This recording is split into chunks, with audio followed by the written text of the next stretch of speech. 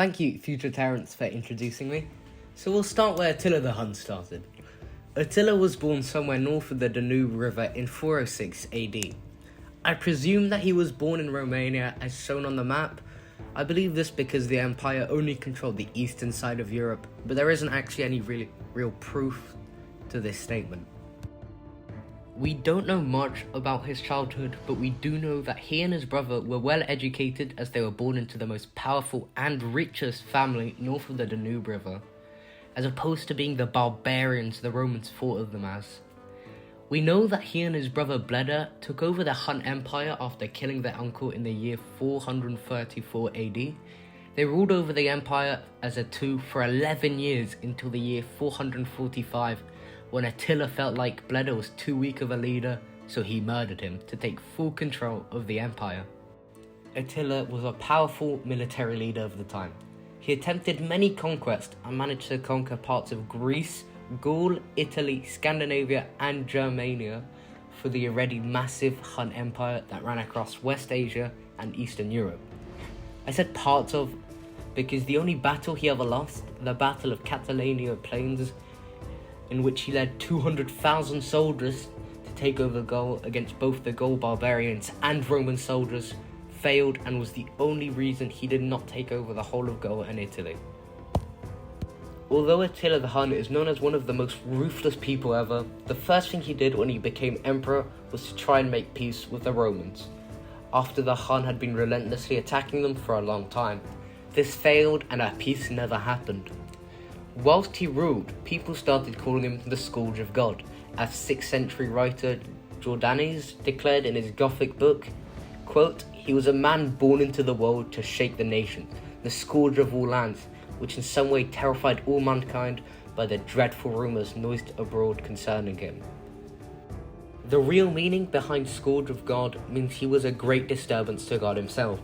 For good reason they called him that, as his ruthless pillaging and violence killed around 3 million civilians and countless amounts of opposing soldiers.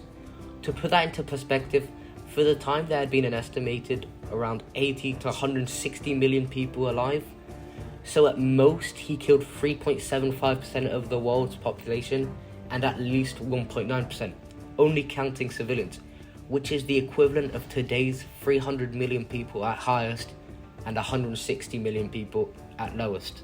Attila and his brother were thought to have been quite ugly and short. We know this because of the writings of Roman ambassador Priscus, with estimates that Attila was 4'11" or 1'50". That didn't stop him from having multiple wives, to the point we are not exactly sure how many wives he had.